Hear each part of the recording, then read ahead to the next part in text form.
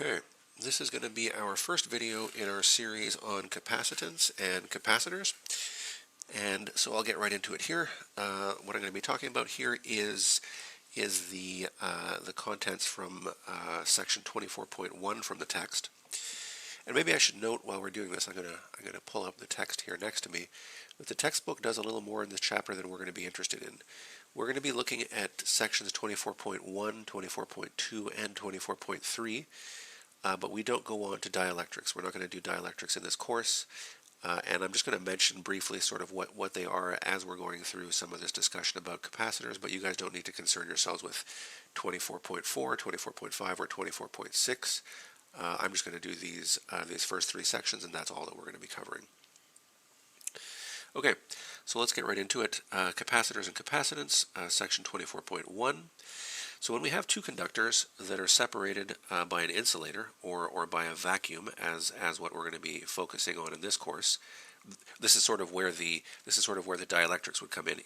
If we were talking about these two conductors being separated by something other than a vacuum, we'd have to be concerned about dielectrics, but we're not going to be concerned about that here. So what we're thinking about here is two conductors separated by a vacuum. They form what we call a capacitor, okay? And so generally, each conductor initially has no net charge, and then we charge the capacitor by transferring electrons from one of the conductors to the other. Okay, so when the capacitor then has a charge, we say it has a charge Q, and what we mean by this is that the positive conductor or plate, or however we want to think about this, has a positive charge plus Q, and the lower potential plate or conductor has a charge minus Q. Okay, and when we think about a capacitor, usually we're thinking about a parallel plate capacitor. It kind of looks like this, and I have a better sort of schematic diagram below, but I'll quickly draw it here. You can imagine sort of two plates fairly close together, and so one of them is going to have a bunch of positive charge on it, and one of them is going to have a bunch of negative charge on it, right? And we've sort of looked at this situation. We've seen how we have our electric field lines are going to look something like this, right? They're going to go from positive to negative. We're going to have a bunch of electric field lines. They're going to be uniform between the plates, and they're going to be dependent on sort of what Q is and so forth. And we're going to look at this as we move forward. Okay, but we want to have this idea in our heads. Basically, two conductors separated by a small distance, where we have plus Q on one of the conductors, minus Q on another, and we set up an electric field between the two. Okay, so we haven't talked about circuit diagrams in this course before, but we're going to see more circuit diagrams going forward. And when we look at a circuit diagram, the capacitor in the diagram is going to be represented either by a symbol that looks like this. Okay, so that's going to be a capacitor, or we're also going to have symbols that look something a little bit like this that could be a capacitor. We're mostly going to use this one, but we'll see that as we get more into circuit diagrams and calculations of stuff like that, which will be in the upcoming chapters. Okay. So let's talk a little bit more about capacitors and capacitance. So one way to charge a capacitor is to connect it to opposite terminals of a battery, right? So let's say we have our capacitor. We connect one side to the positive terminal, one side to the negative terminal. This is going to set up charges Q and negative Q on these conductors, right? And then we're going to disconnect. We're going to disconnect the battery from our capacitor, right? So we're going to be left with some fixed potential difference, VAB, between these conductors. This potential difference will be equal to the voltage of the battery, of course, because it's what gave us the potential difference, okay? And the electric field between these conductors is going to be proportional to Q, right? So it's going to be proportional to the charge that we've put on our capacitor plates, right? And I keep saying plates because parallel plate capacitors are the sort of prototypical capacitor you want to think about, and we'll look at those in a moment. So the potential difference again is going to be VAB, okay?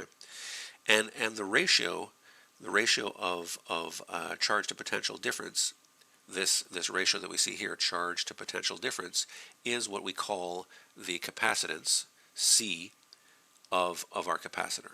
Okay, and I'm going to use this textbook sort of way of writing equations more because I really like the way they sort of point out what the variables are. But you can see here that our capacitance of our capacitor is our C here. The Q is the magnitude of the charge on each of the conductors, right? So remember, that's on each conductor. We have plus Q on the positive side and negative Q on the negative side.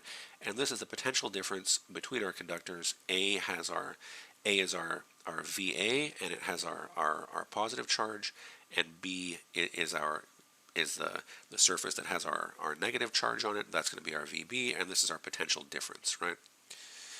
So the SI units for capacitance are farads.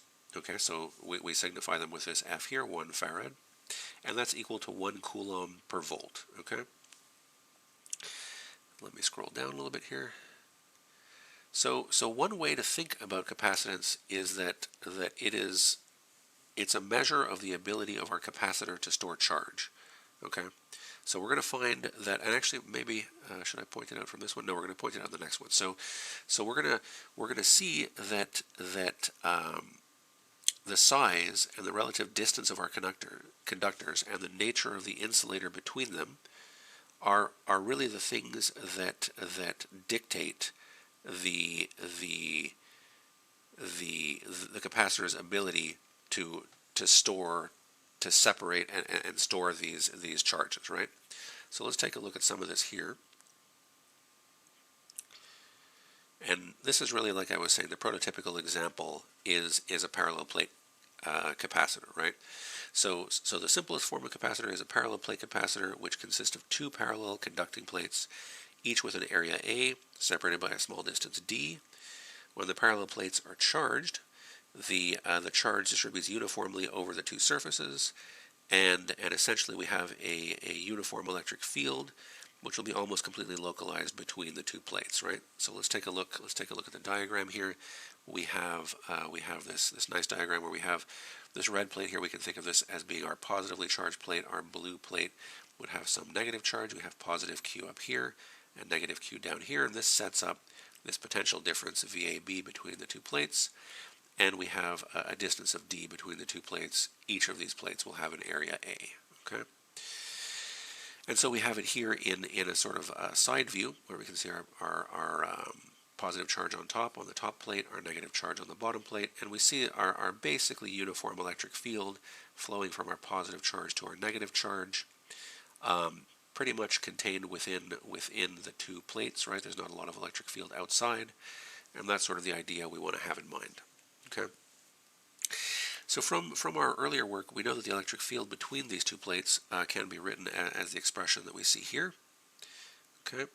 So that's the magnitude of our electric field between the 2 plates, where our sigma is just the absolute value of the surface charge density on each of these plates, right? So we also know that sigma, because it's a charge per unit area, is going to be written as a charge per unit area. Okay, and so we have the expression that we see here. This is originally our expression for the magnitude of the electric field between the 2 parallel plates, and then if we substitute in for sigma, we end up with this expression here. Okay, and since the field is uniform, and we can look back at the work we did in the previous chapter, but since the field is uniform, we know that we can write our potential difference as the work done in moving a test charge from A to B, and if we divide out our Q naught, we're going to end up back at our potential difference, right? If we divide out the magnitude of our test charge, we're going to end back at our potential difference. But that also means that we could write this, and I could have put more expressions in between this, but this means that we could have written this as the integral of our electric charge over our distance. But because we have a uniform electric field, and because we're integrating over the full distance between our 2 plates, we end up with this expression ED, right? This is our D here. Okay, and because of that, we can now just substitute in this expression for our electric field in terms of Q and A and epsilon naught, and we end up with this nice expression over here. Okay. The final thing we want to do is substitute this expression into 21 point or 24.1 that we had up here, right? So we substitute all that in, and we end up with this sort of final master equation that we're going to want to sort of work with capacitors and capacitance. So what do we have here? We have the capacitance of our parallel plate capacitor, and it's important that we remember this first section, this part that we wrote down as 24.1 above, that applies to all capacitors. But now we're expanding this out, and all of this here only applies to parallel plate capacitors. Okay, so for a parallel plate capacitor, we have our capacitance equal to the magnitude of charge on each plate divided by the potential difference between the plates, and we can also write that as our electric constant, sometimes called our vacuum permittivity, times the area of each plate over the distance between the plates. Okay, and so these are both sort of really useful expressions, and we're going to do, I think, 4 examples below where we're going to take a look at these. Okay, so note that the second expression gives us a Q-independent way of writing down our capacitance, right? So we can see here that our capacitance depends only on the area of our parallel plates, the distance between them, and this electric constant, which for us is always going to be epsilon naught, but in principle, if we switch the material between the capacitor to some other dielectric, some other insulating material, it would change this value, right? But for us, it's always going to be this. So we should know that we could build other capacitors with other materials, but we're only going to be dealing with basically vacuum-filled capacitors. And I should note also that vacuum-filled capacitors, when we're talking about these, this calculation is for a capacitor truly filled with vacuum, right? If we evacuated all the air from our capacitor and set it up as we're talking about here, 2 parallel plates with no air in between them. But it turns out that the vacuum approximation that we're kind of doing here really ends up being a very good approximation for air at atmospheric pressure.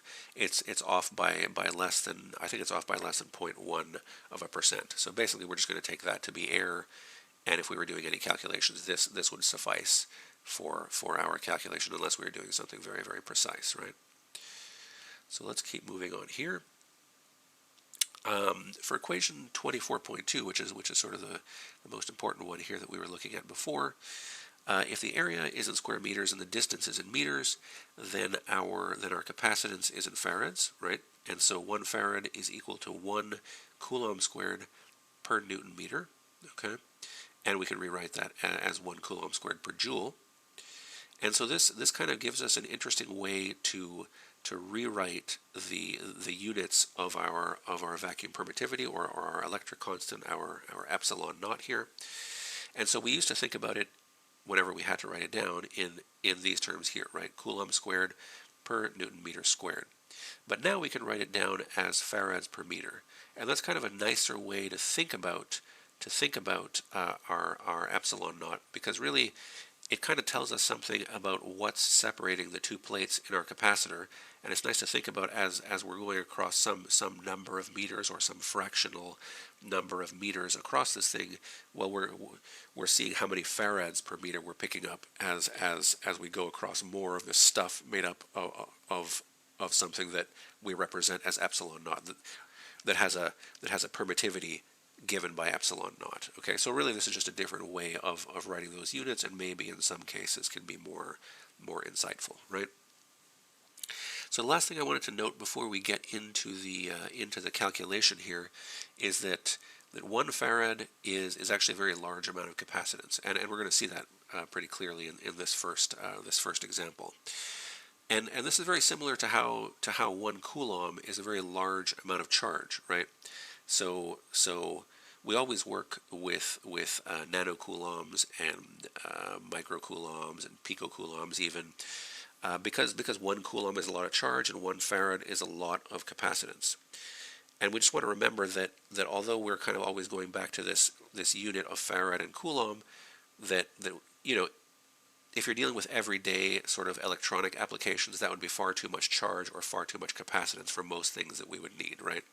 And one of my old professors used to say, you definitely wouldn't want to be in a room with a coulomb, right? Like if you touched a surface that had a coulomb on it and all that charge was fed into your finger, you would be seriously injured, right? So I mean, yeah, you definitely don't want to be in a room with a Coulomb. So it's just a way to kind of remember that these are large amounts of charge, large amounts of capacitance, and we're often going to be dealing with, small fractions of those values. Okay.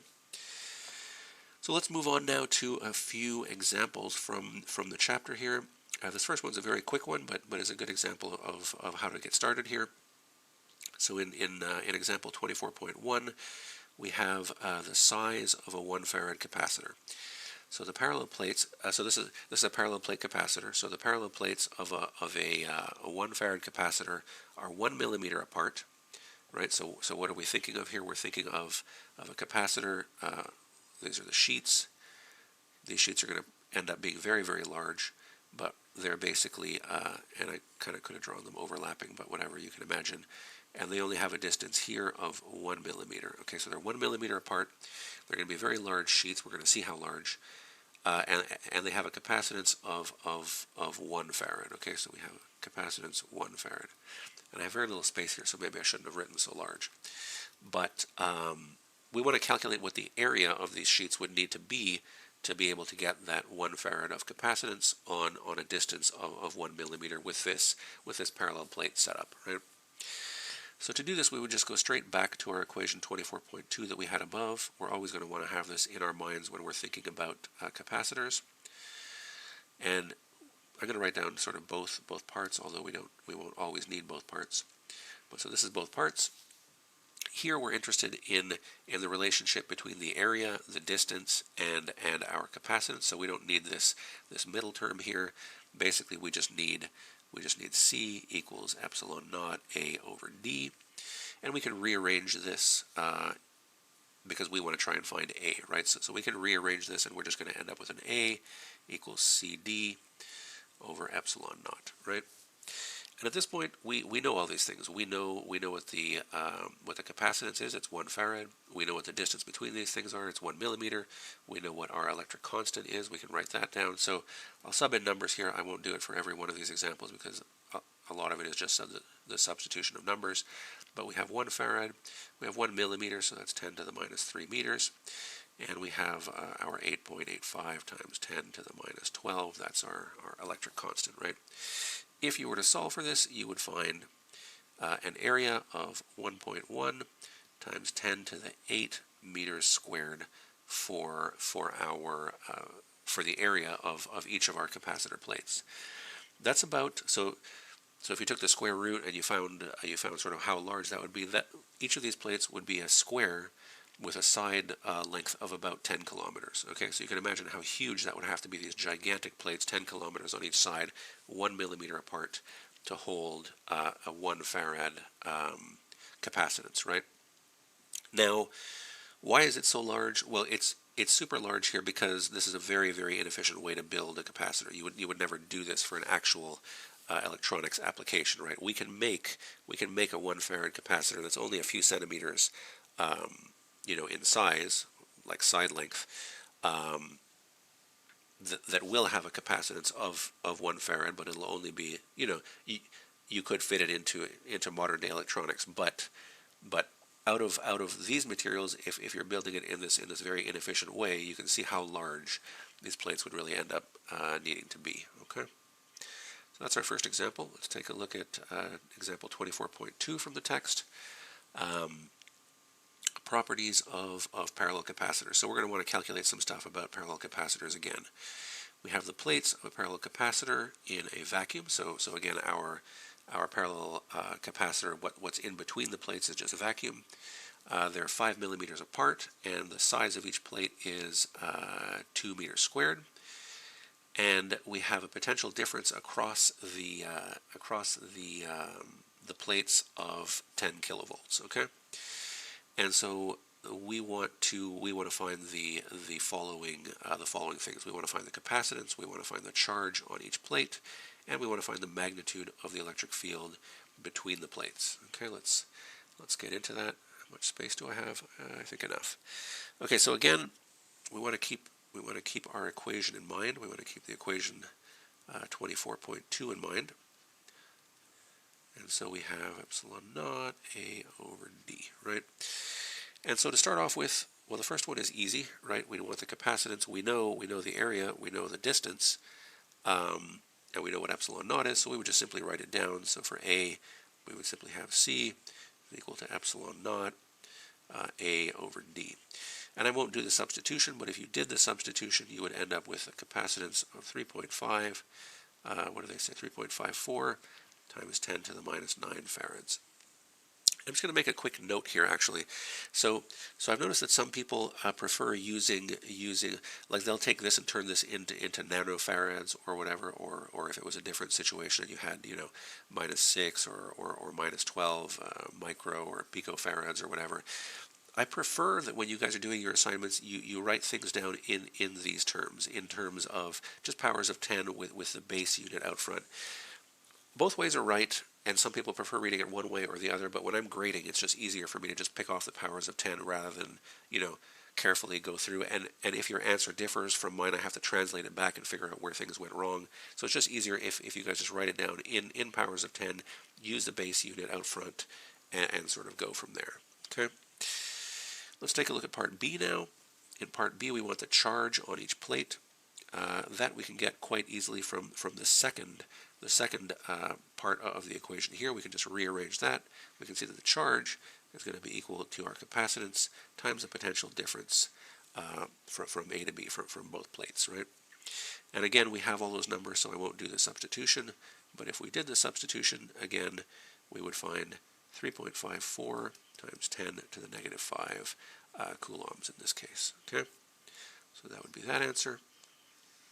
And now for part C, we want the magnitude of the electric field between the plates, right?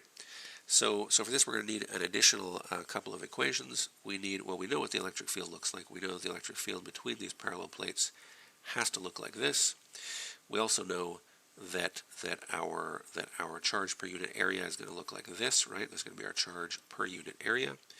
If we substitute our second equation there into our first one, we end up with our electric field is equal to Q over epsilon naught A.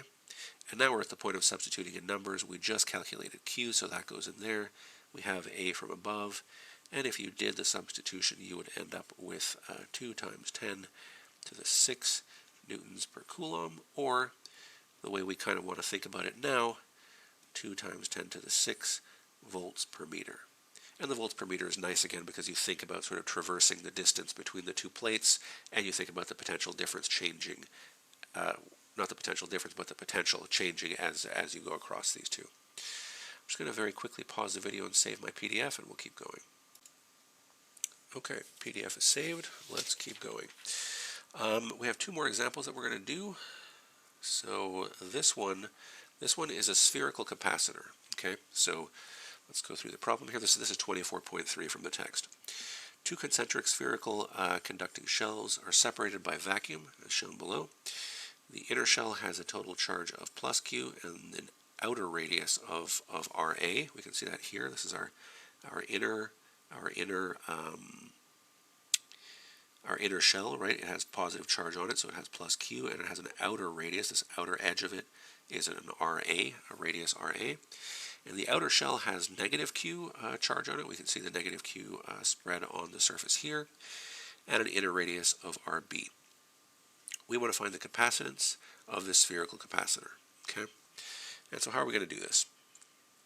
Let me try and keep the diagram somewhat on the screen, and let's get started. So like I mentioned above, we can't use the full expression that we generated for our parallel plate capacitors, but we can use the first part of it. It is still true that this is the case. Okay, it's still true that our capacitance is equal to our charge divided by the potential difference from A to B. Okay, and so what are we going to do? We're going to start off by finding what this potential from A to B really is, right?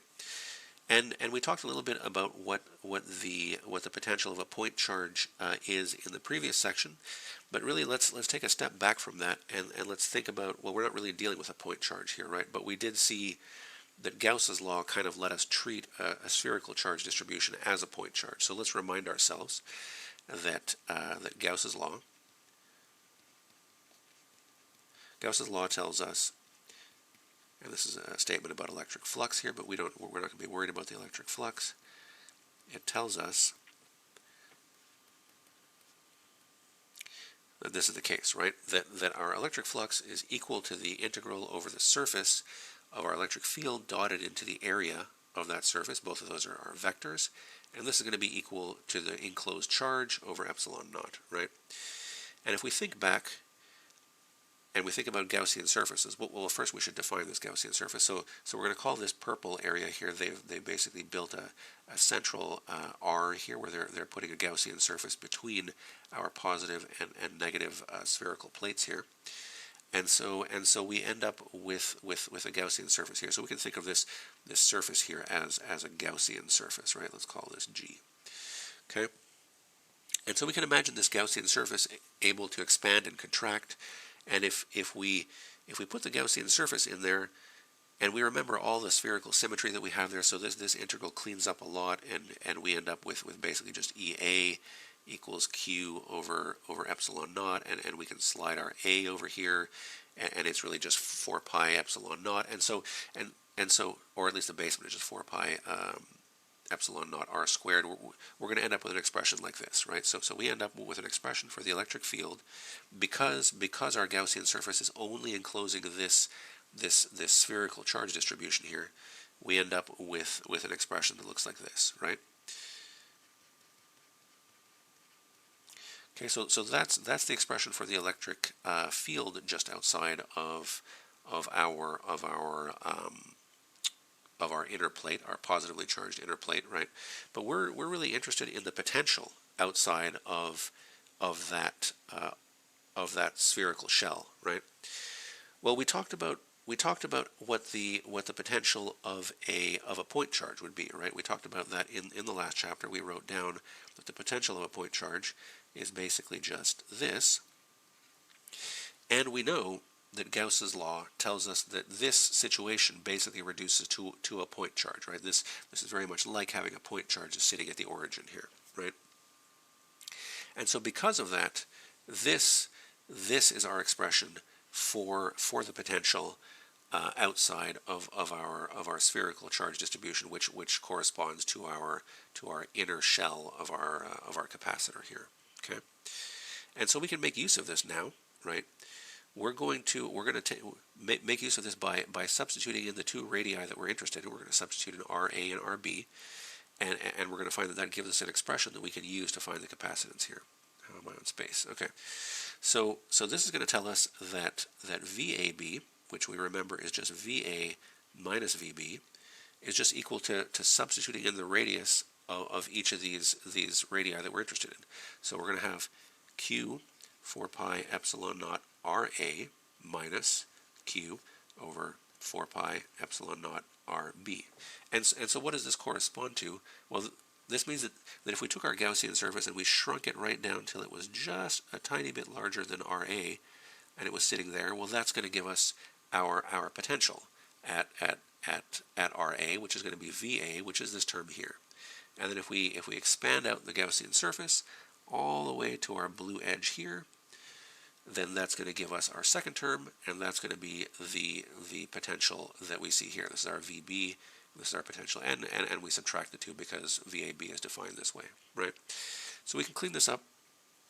Let's do that really quickly here. We're going to have a Q over 4 pi epsilon naught 1 over RA minus 1 over RB, and I'm going to clean it up one more step. It might not look like much of a cleanup, but we'll do it like this. Q over 4 pi epsilon naught, and it's going to be RA minus, oh no, it's going to be RB, sorry, minus RA over, let me clean that,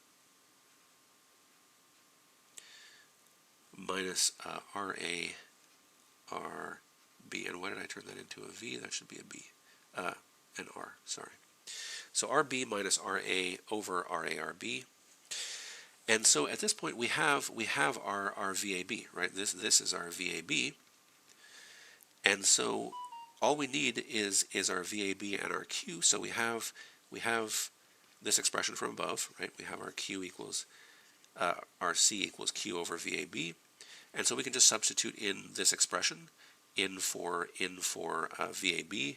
we're going to see that the Q's cancel, and because the VAB is on the bottom, everything's going to get flipped, and we end up with 4 pi epsilon naught RA RB over RB minus RA, and that is our expression, right? If we wanted to at this point, the problem does give us numbers. We could substitute in numbers, and if we did that, we would find that C, our capacitance, is 1.1 times 10 to the minus 10 farads. Okay, so that would be the answer to that one. All right. We're going to look at one more geometry here. We're going to look at a long cylindrical capacitor, but again, I'm going to pause this and save before we lose that PDF. Okay, so on to our final example for this section. And I think I mislabeled the number here. Yeah, that should be 24.4. And so in this example, we have a long cylindrical capacitor. Okay, and we have to be a little bit careful because we're going to use some of the approximations we made for infinite kind of wires. So that we really want this thing to be long and thin when we're doing this sort of calculation. So imagine something maybe a little bit longer in the L direction here than they drew it. But what do we have here? We have two long coaxial cylinders. These are conductors. And when we say coaxial, what do we mean? We mean that they have the same axis. They have the same central axis here, right? Both of these cylinders have the same center along that line that I tried to draw in there, okay? So two long coaxial cylinder conductors are separated by vacuum, as shown below. The inner cylinder has an outer radius of RA and a linear charge density of plus lambda. The outer cylinder has an inner radius of RB and a linear charge density of negative lambda. We want to find the capacitance per unit length of this capacitor, right? Because in principle, we're kind of thinking about this thing being infinite, so we don't want a capacitance. We want a capacitance per unit length of this setup, okay? So let's take a look at this. Maybe I'll keep the drawing on the page. And so again, we resort back to this equation here. The first, we can't use the second part of our equation 24.2 because we're not using parallel plate capacitors here. We are talking about a different configuration, but this first part of the equation still stands. Our capacitance is equal to our charge over our potential difference. And then let's remember back, we calculated the potential for this setup for an infinite wire, basically back in chapter 23. It was example 23.10, and we found that our potential V is equal to lambda over 2 pi epsilon naught ln of R naught over R. Okay, and let's remember why we have this R naught here. We were not able to set our potential at infinity, right? We found that we had issues as we set our potential at zero, our potential at infinity to 0. So we had to choose some other finite R, like some other finite distance to set as our 0, and that distance is the V0 that we set is at a distance R naught, okay? And so let's remember what we have here. Really what this is telling us is that we have a potential difference between this R naught and R of whatever we end up with as an expression here.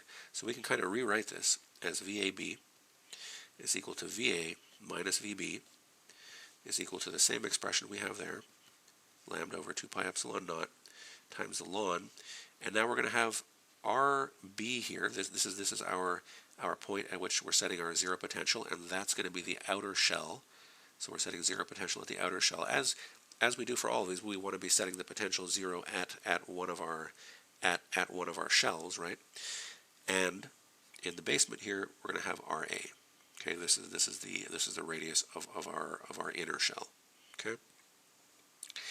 And so if we look at this, we can see that for lambda greater than 0, this means that we have a VAB greater than 0, and this is good because our inner cylinder is at a higher potential. It's our positively charged cylinder. It has lambda plus on it. It's going to have a higher potential, which is exactly what we want. Okay. So also we want to remember that our charge Q can be related to lambda and L as follows, right? our charge Q is a charge per unit length times the length that we're talking about. And we need this because we're going to be talking about a capacitance per unit length. Excuse me. Actually, let me pause this so I can cough. Right, sorry. So we're going to be talking about a capacitance per unit length, and so we need our charge in terms of a charge per unit length and the length. Okay. So now let's go back to the original equation we had up here and start substituting things in. We're going to have C is equal to Q over VAB. Well, we're going to substitute in for Q. That's going to be lambda L. And our VAB, we have our expression here. This is just going to be lambda over 2 pi epsilon naught ln RB over RA. These lambdas are going to cancel. What we're interested in is capacitance per unit length. So I'm going to move this L over to here, into the basement over here, so we have a capacitance per unit length. If we do that, we end up with an expression that looks like this. Capacitance per unit length looks like, and after some cleaning up here, we're going to have some stuff move around, but it's basically 2 pi epsilon naught over ln RB over RA. Okay?